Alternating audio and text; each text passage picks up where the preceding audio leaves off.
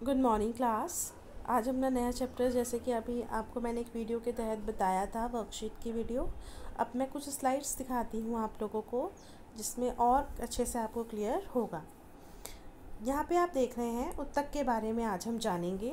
और जो उत्तक होते हैं वो हमेशा जीवित जीव में ही पाए जाते हैं, क्योंकि जीवित जीव ही जो होते हैं वो कोशिकाओं से मिलकर बने होते हैं और एक समान कार्य करने वाली कोशिकाओं के समूह उत्तक बनता है। तो जो जीवित जीव होते हैं वे दो प्रकार के होते हैं, एक कोशिकीय जीव और बहुकोशिकीय जीव। एक कोशिकीय जीव में आती हैं अमीबा, पैरामीशियम, और बहुकोशिकीय जीव में हमारे सभी पौधे और जीव जंतु आते हैं। तो एक कोशिकीय जीव अगर है तो उसमें उत्तक स्वाभाविक तौर पे नहीं होगा, क्योंकि वो एक कोशिका से ही बनता है। लेकिन जो बहुकोशिकीय जीव होते हैं उनमें उत्तक पाए जाते हैं, क्योंकि उनमें बहुत सी कोशिकाएं होती हैं। ये जो कोशिकाओं के समूह होते हैं ये क्यों बनाए जाते हैं?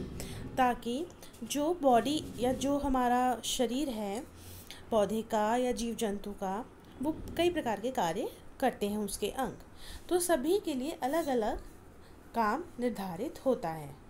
एक कोशिकीय जीवों का जो शरीर होता है वह एक ही कोशिका का बना होता है, जिसके कारण सारे कार्य वो एक ही कोशिका द्वारा होते हैं। यानी कि वहाँ पे श्रम विभाजित नहीं होता, कार्य विभाजित नहीं होता। लेकिन बहुकोशिकीय जीवों में अलग अलग कार्यों के लिए अलग अलग तरीके की कोशिकाएं होती हैं, अतः वहाँ पे श्रम विभाजन होता है। नाउ उत्तक क्या होते हैं? उत्तक जो होते हैं बहुकोशिकीय जीव में किसी विशेष कार्य के लिए एक जैसी कोशिकाओं के समूह को उस समूह को उत्तक कहते हैं। ये कोशिकाएं जो आकृति में एक समान होती हैं तथा किसी कार्य को एक साथ संपन्न करती हैं, समूह में एक उत्तक का निर्माण करती हैं। तो उत्तक क्या होता है? उत्तक होता है एक जैसी कोशिकाएं का समूह जो एक जैसा कार्य करती हैं। पौधे और जंतु के जो उत्तक होते हैं वो बहुत ही भिन्न होते हैं, ठीक है। तो पौधे और जंतु भी भिन्न होते हैं, इसलिए इनके जो उत्तक होते हैं उनमें भी भिन्नता दिखाई देती है। पादप उत्तक यानी कि वह उत्तक जो पौधों में होते हैं। पौधों में जो वृद्धि होती है कुछ निश्चित क्षेत्रों में ही होती है। इस तरह की वृद्धि के लिए पौधों में नए कोशिकाओं के निर्माण के लिए एक खास प्रकार के उत्तक होते हैं, जिन्हें विभज्योतक उत्तक कहा जाता है।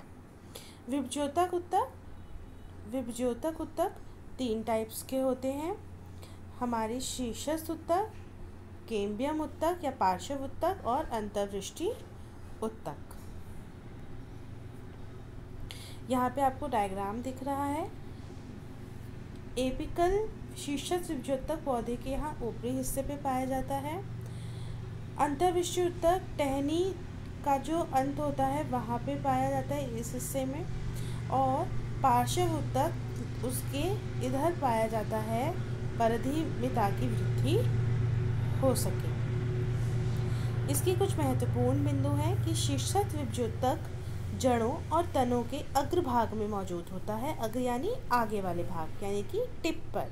और किसके लिए महत्वपूर्ण है? उसकी लंबाई में वृद्धि करता है। जो पार्श्व विभज्योतक उत्तक है वह तने और जड़ों की परिधि में वृद्धि करता है। और अंतर्वृष्टि विभज्योतक उत्तक पौधों में पर्व संधियों के पास पाए जाते हैं। पर्व संधि यानी कि जहाँ पे टहनी निकलती है या जहाँ से पत्ते निकलते हैं, तो जहाँ पे ये दोनों मिलते हैं, टहनी और तना का जो पॉइंट होता है, संधि बनती है, और वहाँ पर्व संधि कहलाती है। वहाँ पे अंतर्वृष्टि विभज्योतक उत्तक पाए जाते हैं। तो आज की क्लास के लिए ये 2 वीडियोस दोबारा से अगर समझ में नहीं आती आप देखिए और समझ